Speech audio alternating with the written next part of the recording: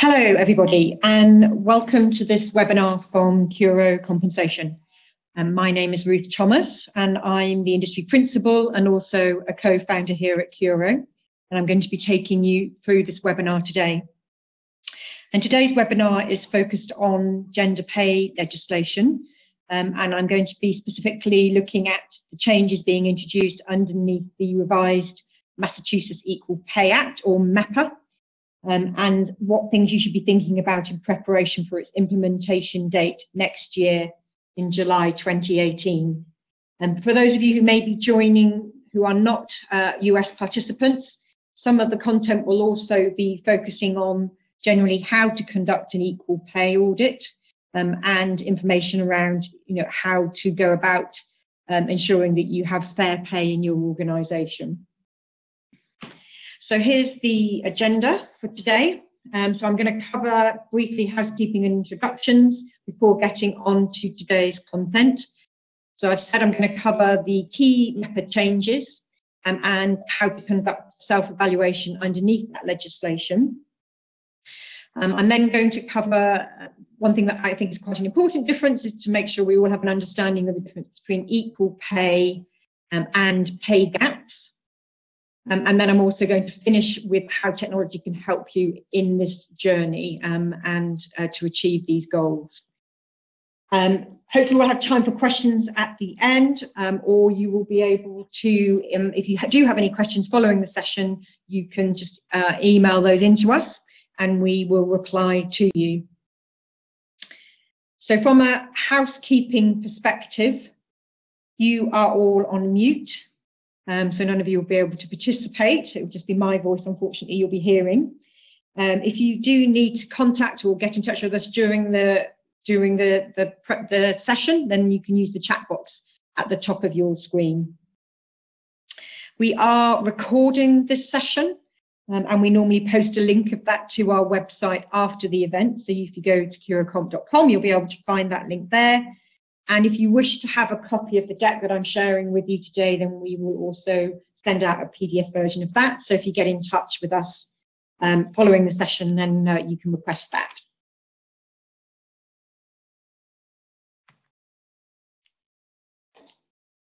So I'm going to start with a brief introduction to who we are and about Curo. So I've already introduced myself, but also on the call I have my colleagues from the US, Sue and Debbie. Debbie leads the sales operations in North America, and Sue is one of our sales engineers. And they'll be your key contact if you want to have any follow-up to this session. In terms of Curo, the company, we are an HR software provider, and we provide compensation management technology to help automate, streamline, and enhance your compensation management processes. We are a best-of-breed provider, so we only focus on compensation. But we can integrate with all different types of HR platforms, be they ERP or talent management platforms. We have over 60 clients on our platform, and we manage many of them multinationally across over 130 currencies and 140 countries. We have a growing list of partners who we work with for implementation and help us extend our sales reach globally. And whilst many of our initial clients were in the legal and financial sectors, our reach now has much wider industry coverage because our solution is truly sector agnostic. And I'm just going to share with you some of the clients with whom we work. So we have a strong and growing client base. Some of those names you will probably recognise. If you'd like to find any more about Curo, about how we work with these clients and more detail about what we do, then please do get in touch and we'd be happy to follow up with you. So moving on to today's content then. So I'm starting, as I said, with the Massachusetts Equal Pay Act changes, or MEPA. I'm just going to give you a quick health warning here. This is not going to be a deep dive on the legalities associated with the Act, and I'm definitely not offering any legal advice. Two things I can tell you about myself. I'm English, hence the accent, so I'm not a US expert, although I do have a lot of global HR and reward experience. And about the age of 33, I made the career choice between reward and employment law and Reward One. so I am definitely not an employment lawyer. But I did want to spend a short time talking about the Act and, more importantly, how to conduct a self-evaluation. So the key changes coming into effect from July 2018, and I'm sure many of you in the US there will be familiar with these already. But the key changes are this expansion of the definition of comparable work when it comes to comparing pay between workers. So this expansion now covers work that is substantially similar in skills, effort and responsibility and performed under similar working conditions. So this removes the first requirement of existing legislation that courts require proof that the jobs are comparable in terms of their substantive content before moving on to the question of whether they are comparable in terms of skills, efforts and responsibility and working conditions.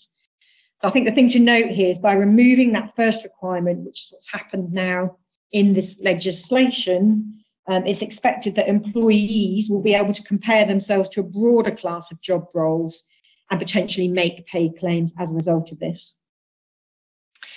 One interesting point about the Equal Pay Act is that it's giving companies legal incentives or safe harbour if they conduct self-evaluations and that they can demonstrate that they've made reasonable progress towards eliminating wage differentials. And I'm going to talk a little bit more about that. Another headline-worthy aspect of the legislation that I've seen quite a lot of press articles on, and I'm sure you have too, is this aspect of the law prohibiting employers from asking job candidates about their salary history during the recruitment process. And employers also cannot condition employment based on whether an employee has agreed to discuss or not the information about their wages. So I know many of the employers, I know many of you are looking at your onboarding processes, looking at things like your application forms, giving managers training in order to prepare for this element of the new legislation.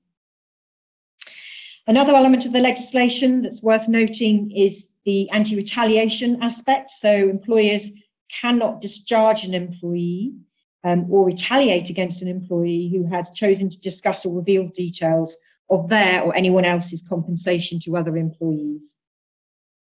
And the legislation also states corrective measures about what you should do when you do find unexplained pay disparities. And one of those, the key one being, is that you cannot correct the disparity by reducing the wages of one employee in order to comply with the law. So that's the headline of the main changes to the Act.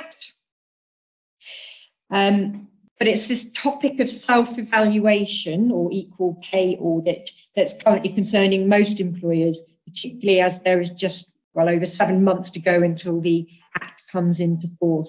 And there's 3 key questions being asked. Should I do an EPA, an equal pay audit? When should I do it? And how do I do it? So I'm going to start with the first one. Should you do an EPA? Well, employers should definitely consider gaining safe harbour under the new legislation because it will help to serve as an affirmative defence to a pay discrimination claim. And you might say, well, we've not really had an issue with this in the past. You know, we haven't had many pay claims. But there's one thing you should bear in mind is that with any new legislation, and particularly equal pay legislation, one thing that does happen is that your employees' awareness is raised, which in itself can lead to more litigation claims. So if you have this opportunity for legal protection, then you probably should consider it. I know there are some concerns, and I've seen some commentators reporting on it, that if you do conduct a pay audit under MEPA, that it may expose you to prosecution under federal law.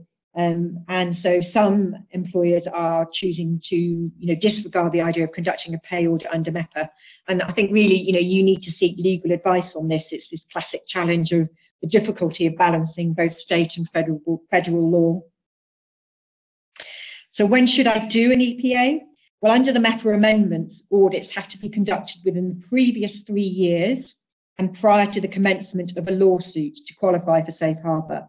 Therefore, you may want to consider conducting an audit as soon as possible in order to maximise the usefulness of safe harbour in barring any pre-amendment claims.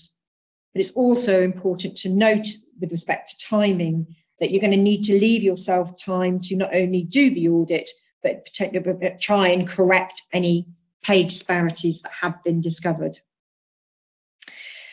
And then how do I do an APA?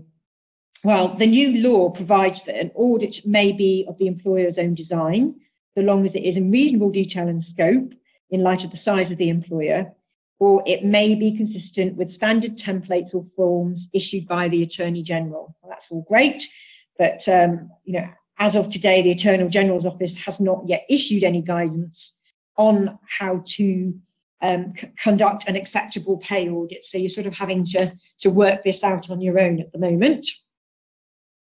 And there are two other key questions when it comes to considering doing an EPA. Reading advice from a number of advisors, there's this question of whether you should do an equal pay audit on a multi-state, state or federal basis. The best practice appears to be for multi-state employers to conduct a federal analysis to see if their pay practices are in line with the Equal Pay Act and Title VII of the Civil Rights Act of 1964, but also to consider doing separate analysis in jurisdictions with their own pay equity laws, especially in Massachusetts and California. And you have to bear in mind that underneath all of those different pieces of legislation, the definitions of what's permissible in terms of pay disparity is different, and also there are different definitions in terms of comparability of like work. And then another key question is whether to do an equal pay audit on a privileged or non-privileged basis. The recommendation here seems to be to conduct a self-evaluation potentially in two phases. So start with privileged and try to establish whether you've got an issue and if you want to take advantage of the MEPA safe harbour.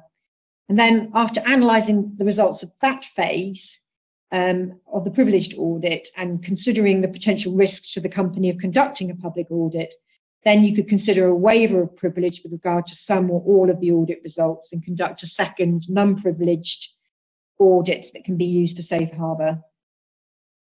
So, my takeaway from all of this is there's quite a lot to get done and quite a lot to consider before the legislation comes into force.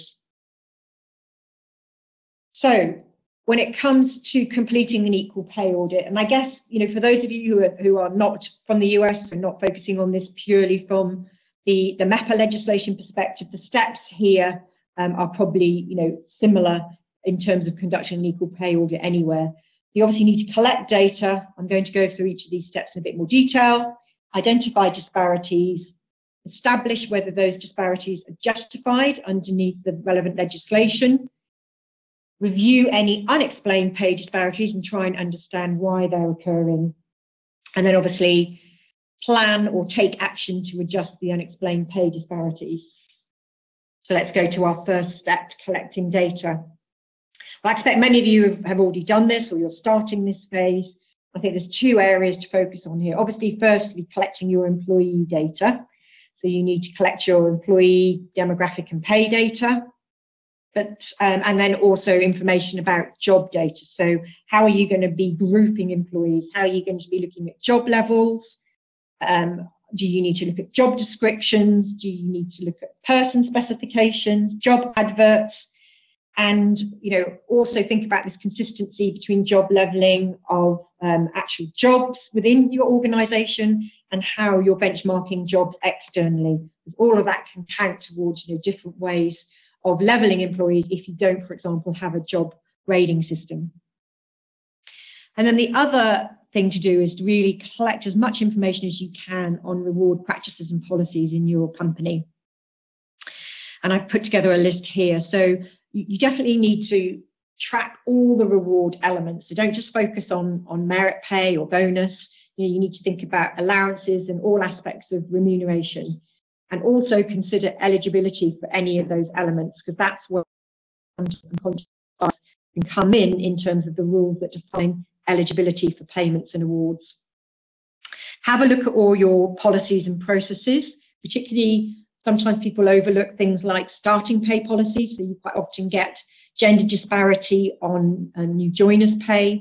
Have a look at how pay progression is happening in your organisation and how you're managing that. Look at performance pay and allowances.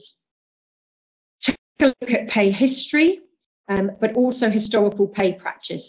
So quite a lot, one of the reasons that you get pay disparity is because potentially of historical pay practice. So that may be where you've gone through company mergers, you've had to buy out elements of remuneration or reward, and also potentially where things like allowances have been rolled in to base pay at some point, and they can help to explain some of the disparities that may be occurring.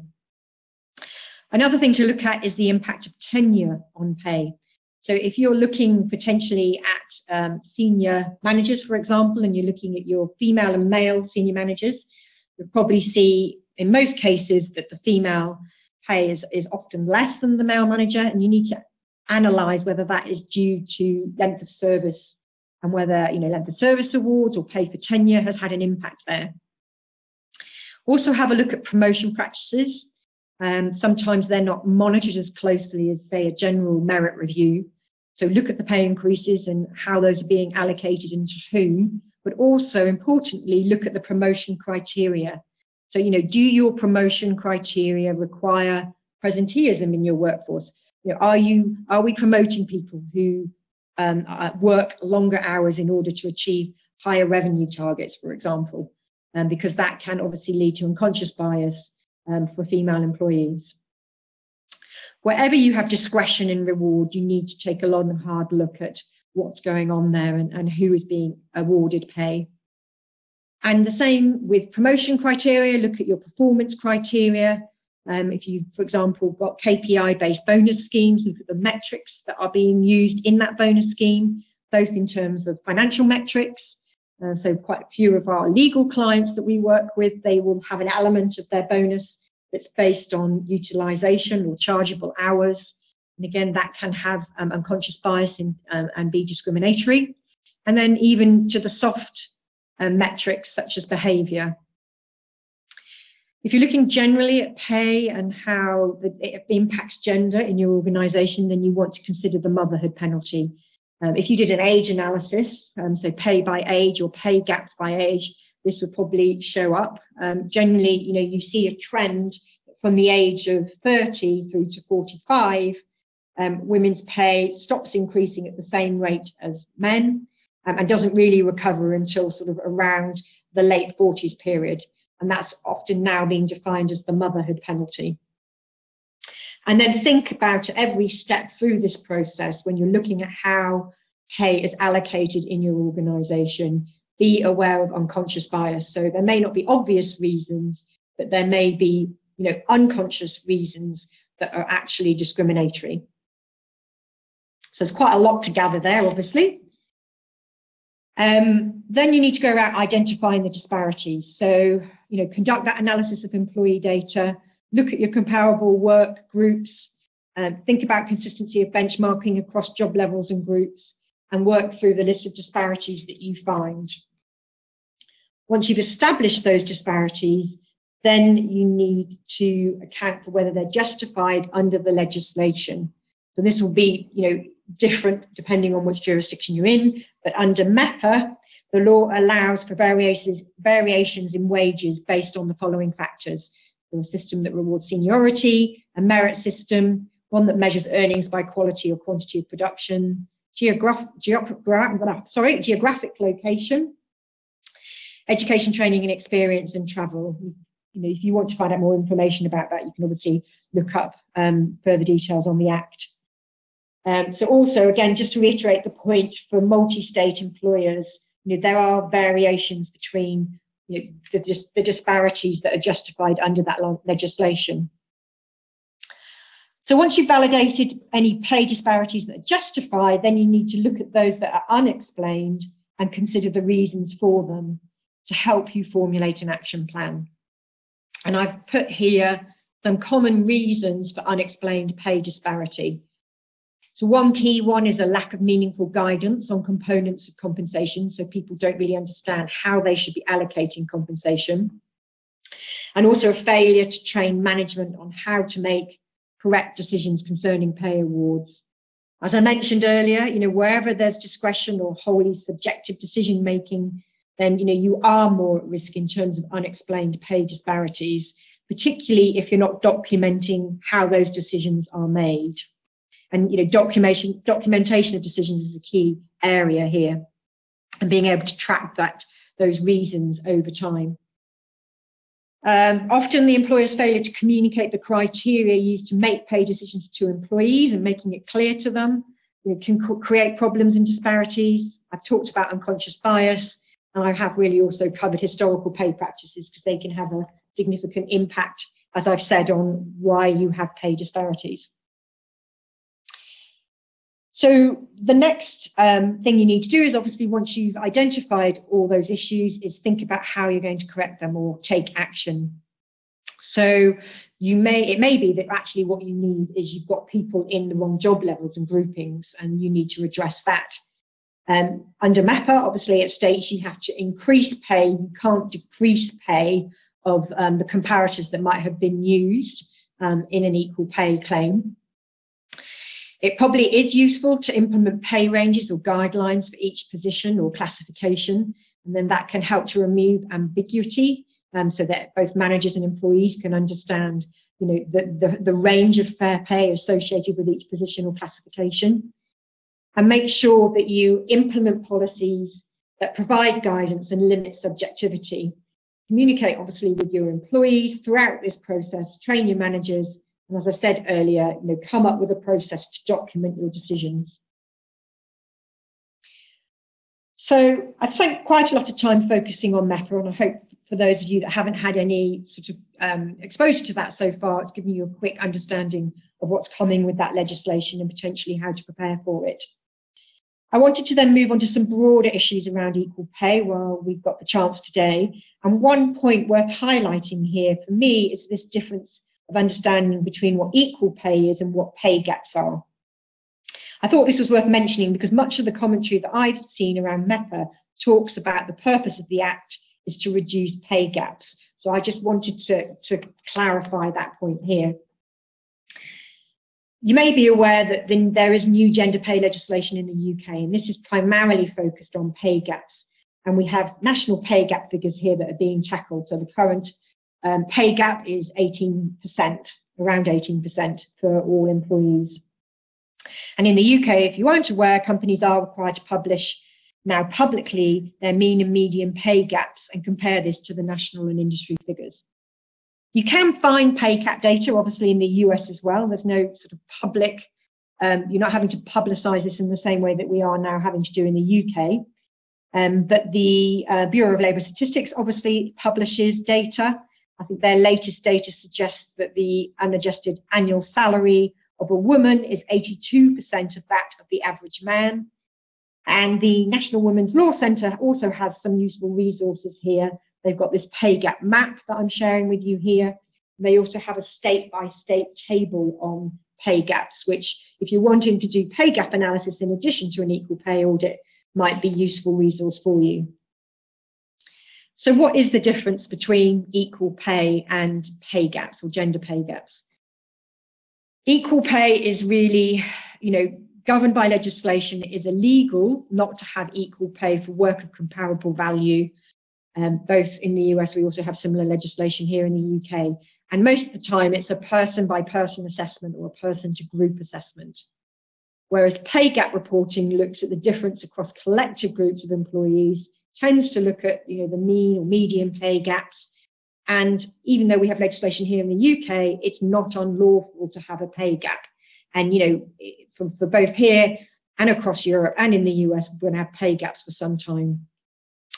So it's just remembering that when you're thinking about differences in pay. The thing that I do find useful about the pay gap reporting rather than just the equal pay reporting, although I don't necessarily agree with all of the methodology behind it, this pay gap reporting, if you're focusing on that rather than just an equal pay audit, it does help employers and business leaders take a broader, more collective view of reasons for gender pay disparity in the organisation and identify key drivers why those gaps are occurring and help you start thinking about addressing those.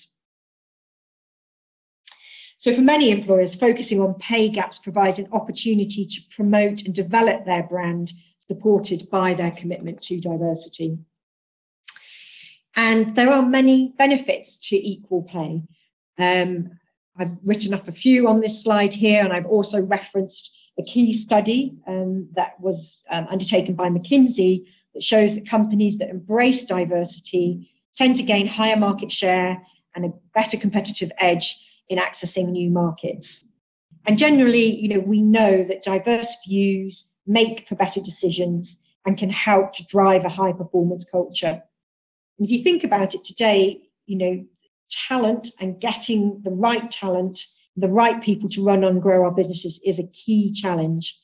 And therefore, workplace equality needs to be front of mind for most businesses or all businesses, because it will help to ensure that vital talent pipeline that can drive your future business success. Well, we are a technology company, as I explained at the beginning of this session. So how can technology help you with this? Well, whatever steps you take on the journey of tackling pay disparity, the reality is that many pay decisions will never be wholly objective. Ultimately, most pay decisions are a decision about people made by other people. And so there is definitely an element of subjectivity that occurs there. And no amount of written policy guidance will necessarily help here. But technology can help you with this process, and our work with clients shows that who have successfully leveraged our platform to support their equal and gender pay agendas has shown this. Firstly, obviously, automation and simplifying processes is normally the first stage of success when you come to pushing your compensation process onto technology platform.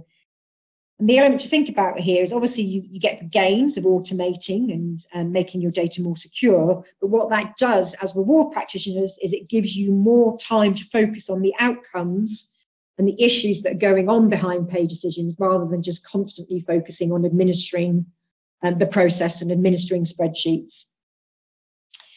You can utilize technology to help make subjective decisions more balanced.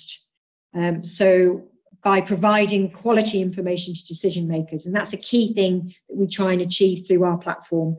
So when we start working with clients, a lot of the time, the way that they're managing reviews and presenting comp data to their managers and decision makers is in spreadsheets that are potentially 300 columns long.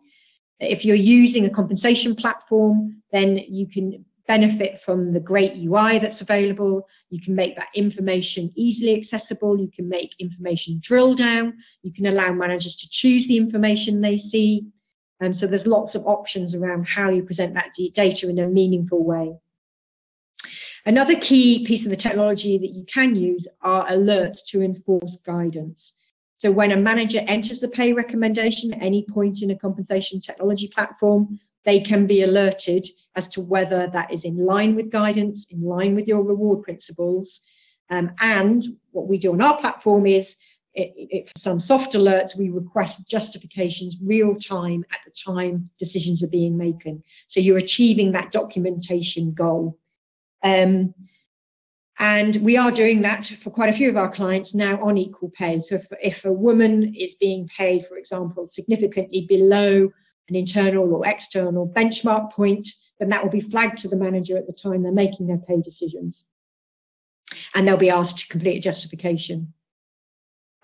Also, through technology, you can obviously have visible audit trails, so you can track who made decisions about people.